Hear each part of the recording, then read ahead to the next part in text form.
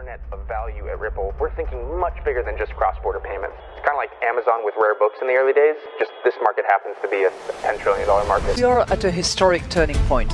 Said in the past that you are doing for money what email did for communication. Moving the whole revolution forward. Take on it. There's trillions of dollars parked around the world. XRP. Is there a possibility that Ripple could take over Swift one day? Well, welcome back, ladies and gentlemen, to another episode of 24 Hours of Crypto. Let's get right in today's video. I can't believe we missed this. This was published 2 months ago. Has less than 160 views. Has 5 likes. And it's filled with pure gold. Why isn't nobody watching this stuff? But because people don't care. It's boring. It doesn't make sense. How do they get started? In today's video, I'm going to break down exactly what Hidden Road CEO, Mr. Michael Higgins, said 2 months ago, and look at what is being played out. And my goodness, they're speaking our language. The numbers we go over, the projections they have, the visions they have, is exactly the way we portray XRP and Ripple and this next evolution that is happening right now.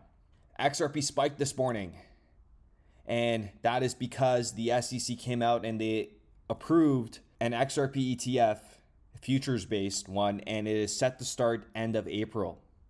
And that date is April 30th, as you guys could see from the listing, from the registration here. It says April 30th, and let's see, that is subject to change, but the market reacted handsomely to it. As you guys could see, went from $2.17 immediately to give or take $2.28. Well, in the one candle, it went almost 10 cents in less than 15 minutes. And we're going to hear some massive announcements that's going to make this thing just go haywire. And right now, you could, again, we're going to 2:30. We got to blast through it, and it looks like it's about to do it. I don't know how fast I'm going to upload this video, but listen, if you could get a catch here, especially with tomorrow's Monday, and we're going to go into April with a lot of news that they already have planned that haven't been made publicly yet, it will. Things could get drastically disturbing, and you're going to be so bullish after you're done watching this video that, like I said, if you don't own crypto, go balls deep. Listen, you don't got to think about it. You got nothing to think about, just because listen to what Higgins says here, right? Listen to what Mr. Higgins says. Investors, retail and institutional, all have their money invested in 6 asset classes: equities, credit, rates, commodities, real estate, and cash. And crypto is definitely the 7th. And before I play the next video and really set the tone here, this took place 2 days ago. Hidden Road has 20 times more balance sheet demand than supply. The Ripple deal solves this. Again, we're going to make an episode number 2 for this because he also talked about liquidity. I'm not going to, make this very, very long, but we're going to cover some monumental talking points that is going to just have you going crazy. This part right here, listen to it, and you're going to say, oh my God, I love you. Just because, listen, and this is what they're doing behind the scenes. We could do our best to kind of see it, but listen to this. As the market becomes more mainstream, that's very unlikely to continue to be the case. And so this is an area where I certainly see M&A activity from the digital space moving into the TradFi market. And last point, repeal of SAB 121 in the U.S., specifically for BONI, is a huge thing to watch out for. I mean, so within the past a couple weeks, so SAB 121. Point, repeal of SAB 121 in the U.S. being called back or rolled back. And I mean, within, it felt like minutes, you hear from CEOs like Bank of America saying, we're all in. Bank of New York custodies $50 trillion of assets. It's 50 trillion, and they haven't even started in the crypto side. It's 50 trillion, and they haven't even started in the crypto side. It's 50 trillion, and they haven't even started in the crypto side. $50 trillion. And we haven't even addressed that market on this channel. Think about that for a moment. That's a mic drop moment, right?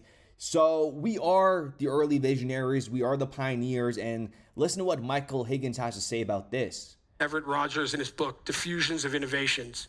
It's the foundational building block of how early and mid-stage investors literally think about the universe, right? It illustrates how different segments of the population adopt technology at different times. It's the core empirical principle used on how technology is adopted. It's VC investing 101. Quickly run through it. According to the principle, there's 5 categories: innovators, early adopters, early majority, late majority, and laggards. Innovators and early adopters are the first to adopt technology, usually due to curiosity and risk tolerance, probably a lot of folks in the room and at this conference. Early and late majority represent the larger audience that wait until the technology is proven and more mature. And laggards are the last to adopt, usually resistant to change. Relevant here, maybe that's the governments, regulators, and perhaps the banks. And so I thought it was helpful to help contextualize where we are. And so the question is, where are we on this? We're in the green area. And so clearly we have a long way to go before there's full adoption. And at the end of the day, all the hopium that we have been, releasing into the universe on this channel, all the BS, all the non-factual information, all are coming out to be true, right? The metrics we cover about the FX market, just RWA, how big those markets are, they're looking at it from the same way. And look at the way Michael Higgins portrays this one. He talks about early FX turnover rates. The first part kind of cut out, but the number where he says 1.6 trillion, he's referring to 1999, and then he goes to 2019. But just take a listen to what he says in regards to the FX turnover rate. That showed that foreign exchange turnover was $1.2 trillion a day. Zero of that business went through prime brokerage infrastructure. They redid the report in 2019, and the BIS showed that the market grew to 6.6 trillion, with 1.5 trillion a day going through that prime brokerage infrastructure. So 25 years, multiple iterations on the infrastructure side, foreign exchange properly found its scale. Prior to that, there really was no industrial scale in foreign exchange. There was a few bespoke deals. There was no broad usage. Just some of the mega names had access, like a Soros, a Tudor, a More Capital, and a Tiger of the world, as there really wasn't any convenient way to access the market. And so a lot of institutional capital sat on the sidelines. I think it's a similar story in crypto. A lot of institutional capital sitting on sidelines, lack of institutional grade infrastructure, not really great convenient ways to access the market. And so I thought it was a good analogy that as you lay down infrastructure, prime brokerage being just one piece of that, markets can find their true scale. That is music to my ears. And just like Michael Higgins and what Monica Long, and you got Bank of England, Bank of America saying they're all in. And listen, my goodness, it's just gonna get so crazy. Like I say, words truly cannot describe what's about to happen into this ecosystem. And with that being said, ladies and gentlemen, I do appreciate every single one of you guys. I hope everybody is having a wonderful Sunday. And for the last time in history on this channel, so you guys know that we have the merch drop that is on the way. But we are also, the merch drop is going to be like 3 shirts. We're going back and forth. I'm just trying to get like the really good quality. If you ordered the previous merch drop, you know the quality was top tier. Even the pennant, everything is top tier here. We don't do any sort of BS. We're going to bring back the pendants. And we're going to have everything available. But these are going to be made to order. And the best part about this is this time you can personally engrave onto the back of these pendants. And this is a very, very big process. If you guys even want to get anything engraved on anything right now, metal or anything, it runs about $30 to $40, right? So I'm going to try to make this as cost efficient as possible. The price may go up a little bit given on the engravement value. So I will announce this in the coming weeks. We're going to do this once. It is all going to be made to order. You're going to have the opportunity to put whatever you want to put on the back of this pendant. Remember, this right here, we're all living through history, and this is going to be a piece of, just that memory that we get to hang on to. Because listen, I might die before you guys. Some of you guys may outlive me. I may outlive some of you guys, but at the end of the day, we're all going to die. So the fact that we could kind of have something to kind of look back on and have a memory, the individuals that bought the original pendant when we first launched it, you know, you have 30 cents, 40 cents, 50 cents. And just looking back on it right now, when the value of XRP is trading at $2.28, you know, still puts a smile on your face. But when it goes to $10, $20, $30, $40, that smile is going to be the most creepiest smile ever, in all in good ways. But you know what I'm trying to say. So again, get ready for that. We're going to have the black, we're going to have the gold, we're going to have the silver. But again, there's quantities to it. I will let you guys know. I will keep you guys updated. Make sure you guys are clocked in. I do appreciate every single one of you guys, and we'll be back with another episode. Let's just take a look.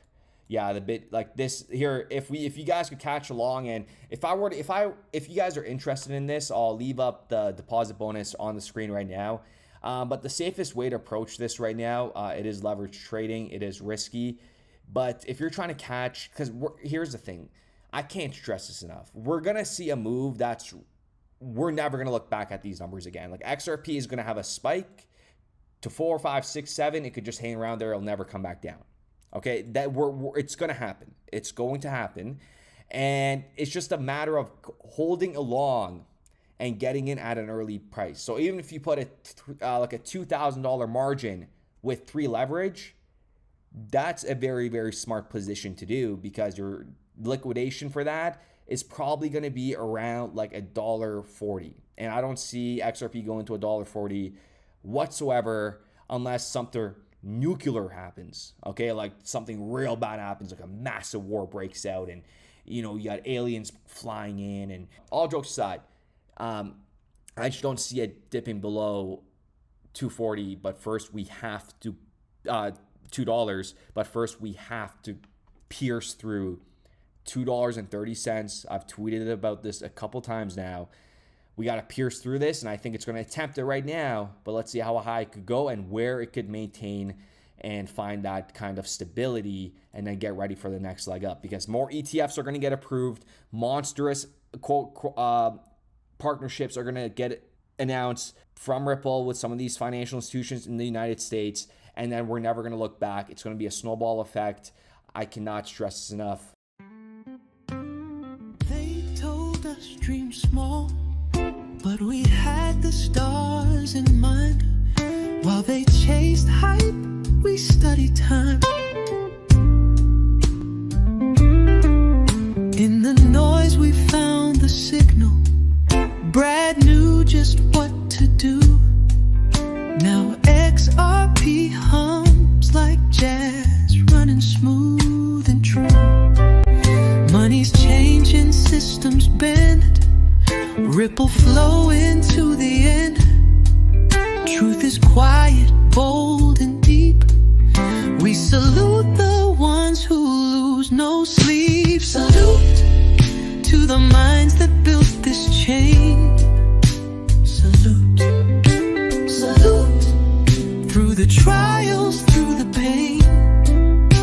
Salute, salute to the calm, to the wise. 100 in our eyes. Bitcoin maxis yell on stage, stuck in loops they call belief, while XRPL just clears the way. No delay, no grief. They hoard coins like dusty gold, but we got utility in every fold. The future ain't loud, it's steady breathing. Real ones know what's worth believing. It ain't hype, it's code and soul. We salute the ones who see the whole. Salute to the builders, to the flow. Salute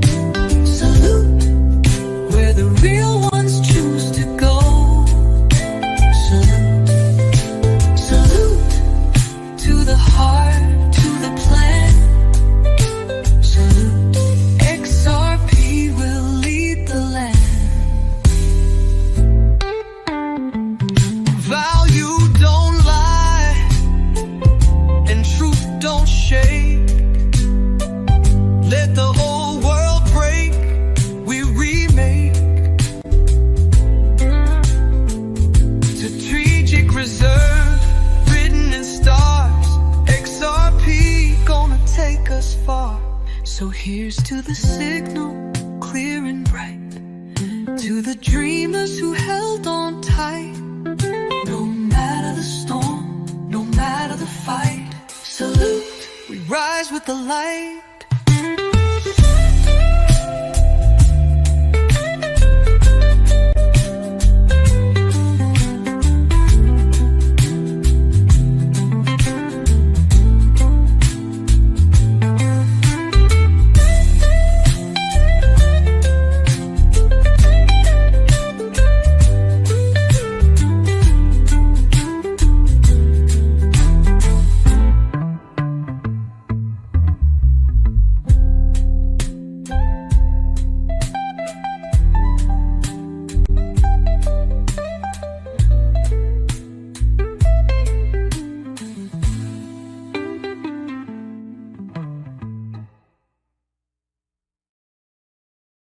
We started building RippleNet with the thesis that crypto liquidity would eventually be able to support robust global payments, large payments. RippleNet was designed so that customers seeing the benefits of our fiat-based network could flip the switch to ODL once the market was mature enough. And this is exactly what's happening. Flip the switch.